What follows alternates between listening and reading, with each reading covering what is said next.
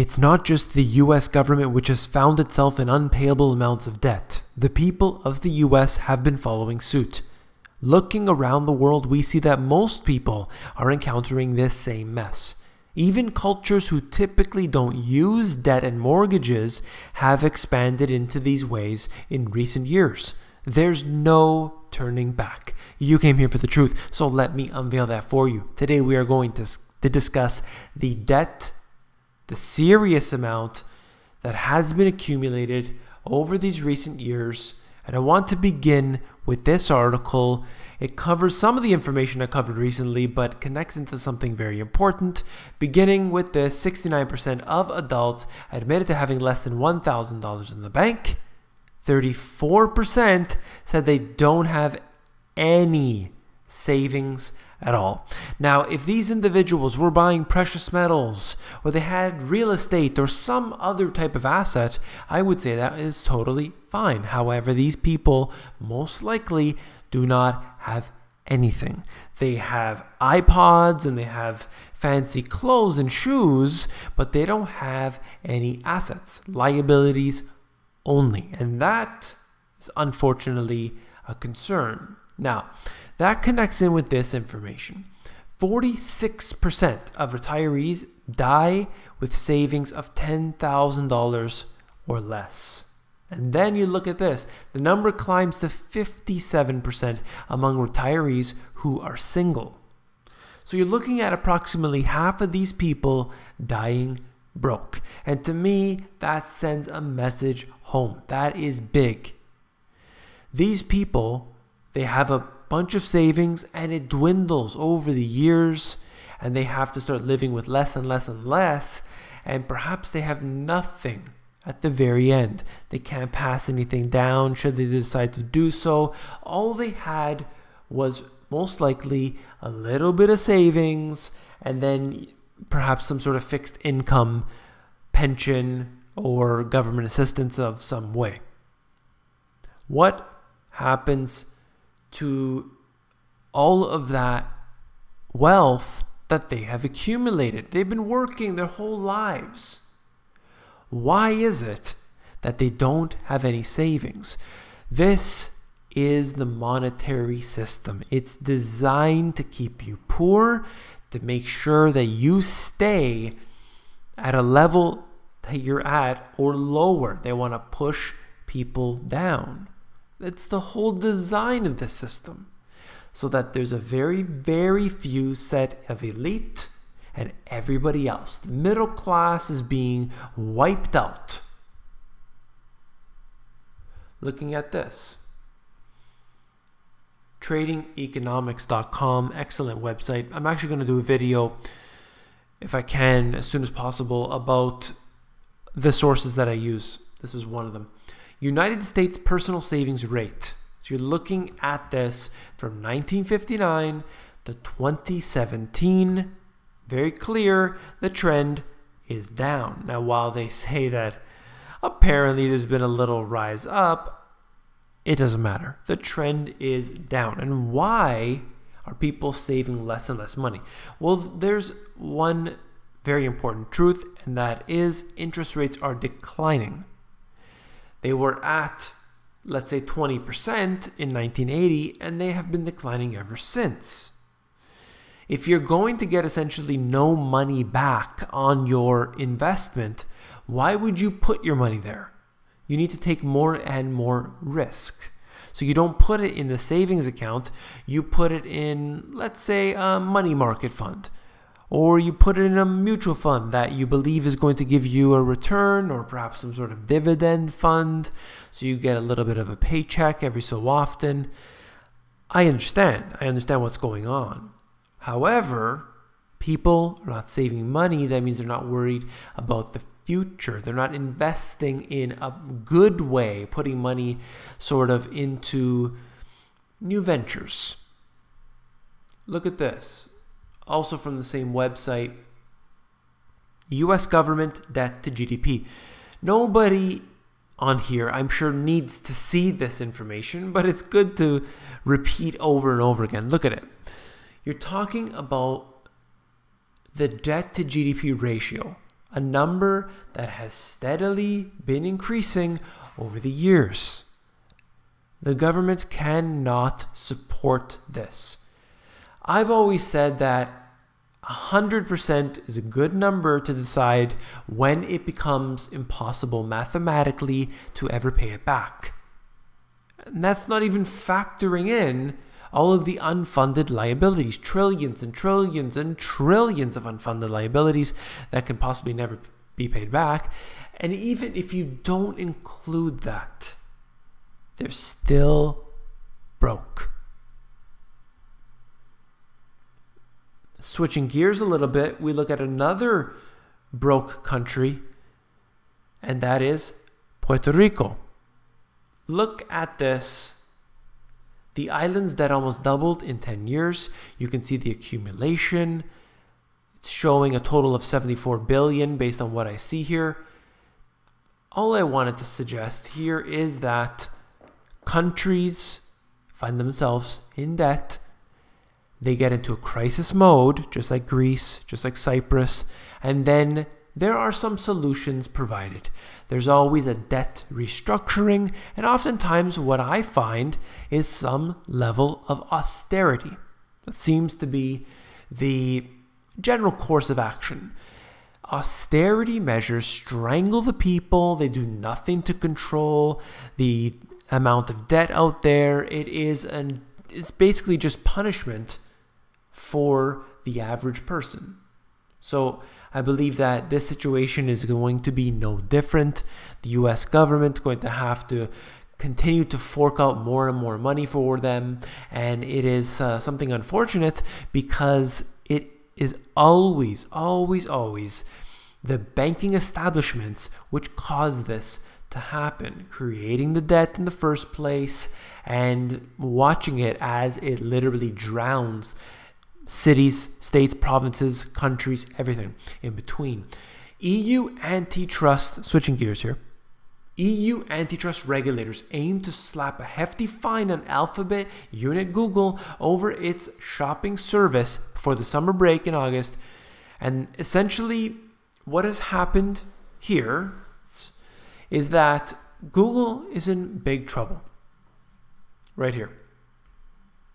The EU Competition Authority accused Google in 2015 of distorting internet search results to favor its shopping service, harming both rivals and consumers. So essentially, they're saying you can't rig the system, so we're going to fine you. I think Google is guilty of a lot. I believe that they are not necessarily a corporation, but they are one entity with the US government, perhaps with other governments as well.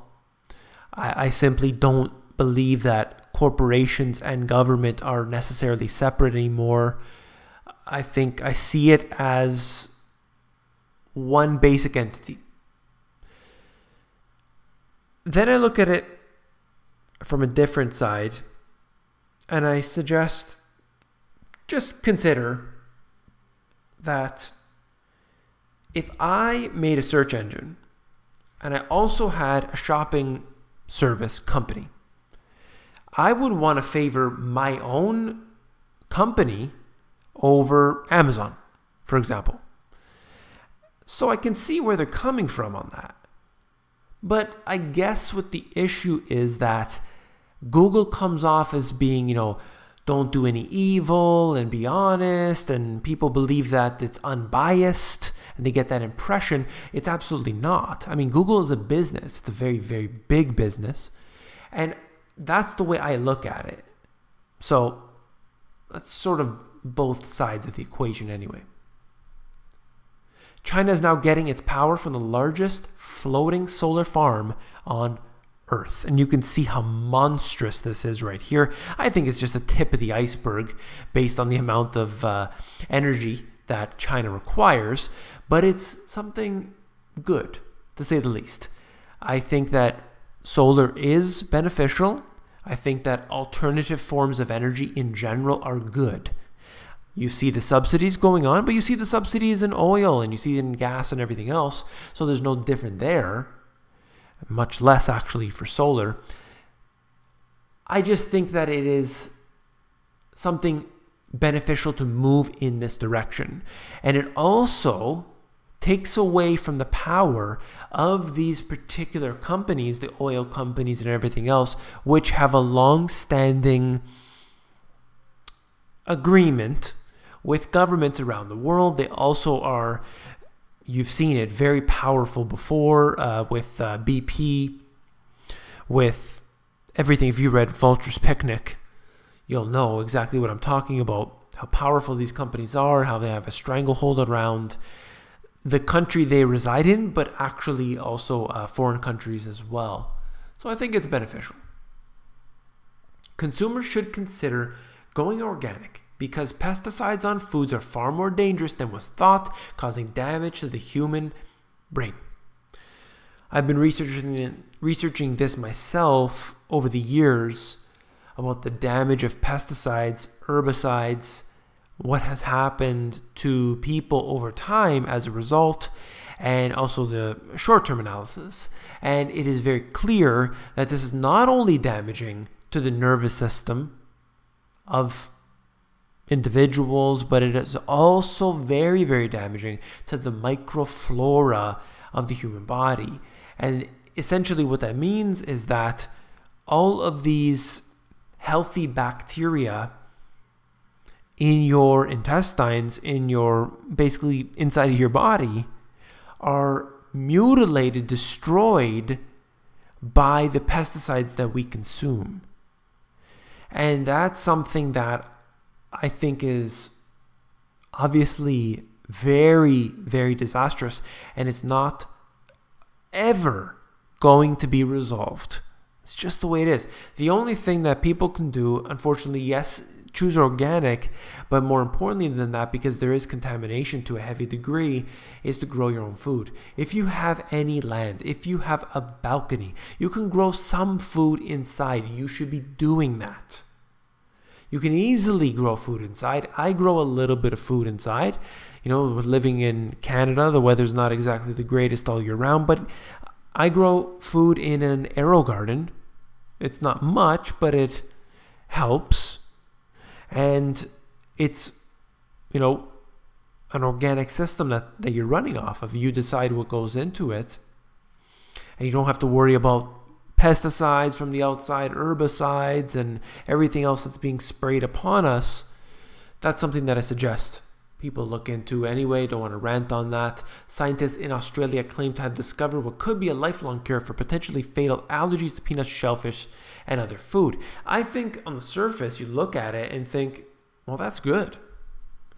I mean, to have a solution for people who could be killed by these allergies, I think it's great. The thing that, you know, I look at it and I get really scared because of the ability to turn off the allergic response. How are they doing that? Well, essentially, and I don't see it here now, right here, gene therapy.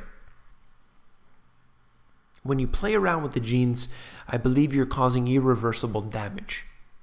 But of course, that's not allowed to be discussed. And the people who have a potentially fatal allergy to some of these peanuts, shellfish, whatever it is, they'll sign up for it. Hey, you got a cure for me? I'm going to go ahead and sign up. I don't think that's necessarily a wise idea for everybody. If you know, I think you got to do your research. Let me put it that way. And I just see the way that this is always pushed on people, and they think that, you know, I should go ahead and do it, but it's so risky. And not just this, I'm not talking about this in general, but just what has been considered safe before, later down the road, becomes so obvious. That's it for this video. If you found it informative, please give me a thumbs up. Last but not least, if you found the video informative, I know you will find my books, The Money GPS, and my new release, Global Economic Collapse, even more informative.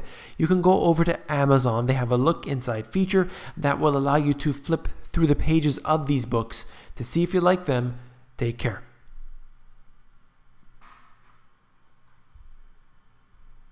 I want to thank each and every one of you for all of the comments on the previous video talking about the t-shirts. I think that I have so many good people as subscribers out there, and once again, I just want to thank each and every one of you. You can see right here, I'm able to sell up to 10 different t-shirt designs. I had like maybe 100 different suggestions from that previous video, which please still continue to bring them if you have any more, even in this video comments here, or preferably in the other one.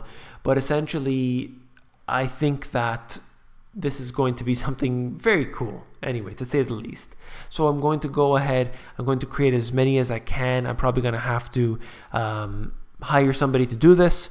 So there's some cheap websites out there that I found that have some good stuff. I might try to do my own. We'll see. Anyway, I want to thank you. That's it. Take care.